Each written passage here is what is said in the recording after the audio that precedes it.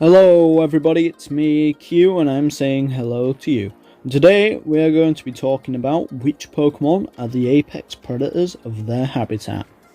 I've been spending a lot of time looking through the Pokédex in preparation for a different video, and a lot of Pokemon are stated to be top of the food chain where they live. So today, I've got 14 menaces from the Pokemon world to talk about. Let's not keep you waiting and jump into it. Our first is Grapploct. This beefy Octoman can squeeze the life from virtually anything, as its body is made out of pure muscle, and it is at the top of the food chain wherever you can find it in Sword and Shield. So if I were a Sirchester resident, I'd be terrified. But that's nowhere near as bad as Scyther, a very fast, almost 5 foot tall bug with scythes so sharp it can cleave through a tree trunk like Play-Doh. This thing almost exclusively hunts shelled prey, because it likes the extra challenge. This thing's whole existence is a middle finger to nature. Imagine being a creature that is unfortunate enough to live near Scyther territory, so you have to evolve a shell to help protect yourself against them. But that just makes them want to kill you even more. Similarly, the next entry, Weavile, is basically Scyther, if it hunted in packs. Just picture this real quick. You're playing Pokemon Legends Arceus and you go to the Heartwood Forest, and everywhere you look, there is at least 6 Scyther. Now imagine they were smart, and they coordinate attacks as a group to take you down efficiently and violently. Yeah, that sounds horrible, doesn't it? Well, that's Weavile in a nutshell. These things hunt in packs and exceed over 10 members per pack, and they regularly hunt herds of Mamoswine, just for the sport of it. But hey, you must be safe in the skies of Sinnoh, right? Wrong. You aren't, and you never were. Garchomp is an undamageable force of destruction. They can fly at speeds that rival modern jets. This thing can outspeed missiles, but it wouldn't need to, because it wouldn't take any damage even if it got hit. These things live on the mountains of Sinnoh, and often attack Rhyperias, Mamoswines, and Steelix. You know these things are badass when they eat things with hide tougher than diamond. But at the very least, you can stay home, that way you don't run the risk of being disemboweled by random Pokemon, right?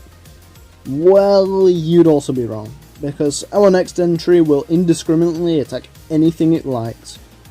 Hydreigon is a monster. It hurts anything that moves and will randomly decide it wants human meat. That's right, these things will go over to cities just to nuke them for its own pleasure. Hydreigon is virtually uncontested in Unova, as nothing can hold a candle to its destructive prowess and sadistic nature. But in Galar, this is a different story, because once it turns nighttime, the real demons come out to play. Noivern is physically on par with Hydreigon, but lacks the durability to sustain a fight during the day. However, in night, it easily has the sight and movement advantage against any Pokemon in its habitat. And yes, that includes Hydreigon. That's right, the creature I said wakes up one morning and chooses genocide is fodder to a Noivern during the night. But at least they aren't that common. Unlike the next entry, Gyarados. As one of the most common species in the Dex, it is found in every region, and this thing is Hydreigon on steroids. It will just decide it doesn't like a city one day and take out its anger like a toddler who was told it's bedtime. Even worse, it's literally stated the only thing anyone can do in this situation is evacuate this city, because it is nigh unstoppable during one of its tantrums because of its size, strength, and aggression. But this is nothing compared to our next entry, Tyranitar. In just one of its hands, this creature has the strength to turn a mountain into a rubber duck. So you best hope this man doesn't have a hard day at work only to come home and have a tiff with his wife, because you know nothing is surviving that. Not like it matters anyway, this thing has a short fuse, just sneezing on it will cause it to level half of the region. And it's not like anyone can do anything, because nothing can get through its hide. So the best thing they can do is let the cartographers work overtime. I've kind of deviated from apex predators to flawless mass genocide, or when they feel like it, demigods. So let's go to Alola on our way to Paldea for the finale. Golisopod is Alola's most durable, fast and violent creature. It will crack open the skull of a Kangaskhan and eat the brain right out of its head. It's stated that the Golisopod in Galar have 50-50 fights with Grapploct. Yeah, that's right, the Octodaddy that squeezes you till you pop is considered a rival to this demon bug.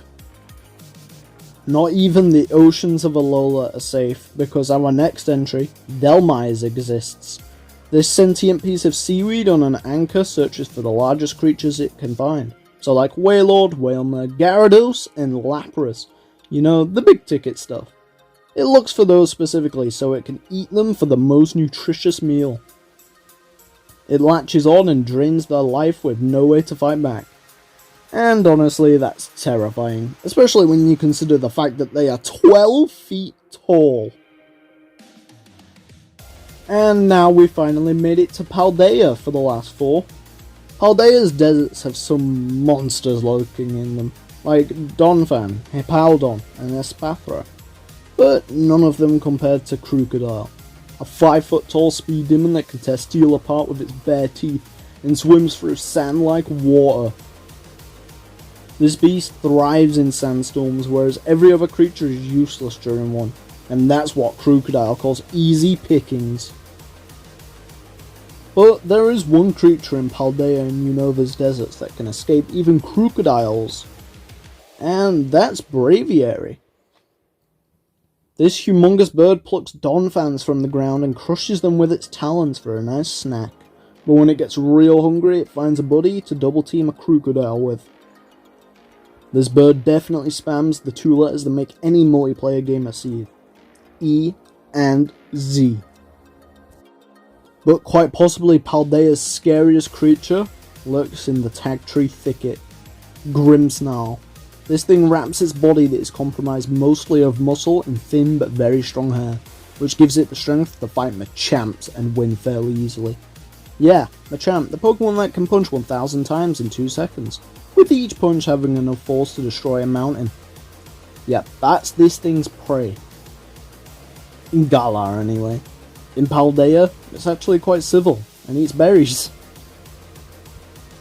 But finally, the last apex predator I'm going to be talking about today is Koraidon, the prehistoric menace that hunted things like Great Tusk and Tyrantrum supposedly.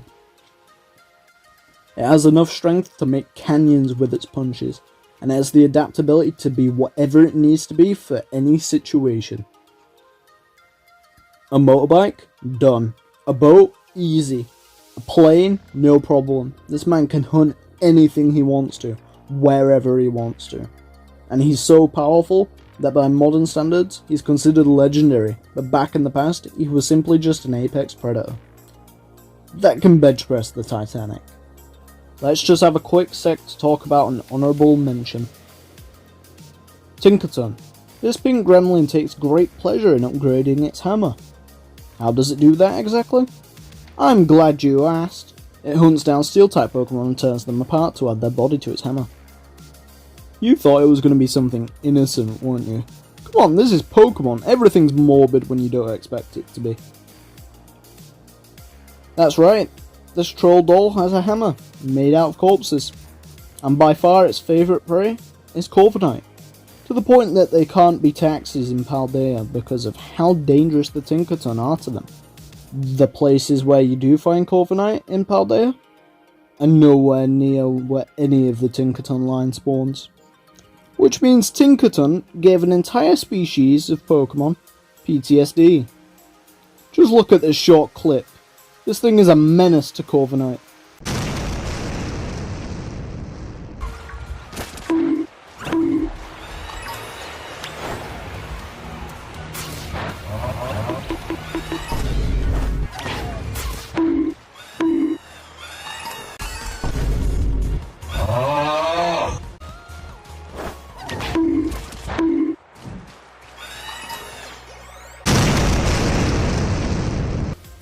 That brings us to the end of another video.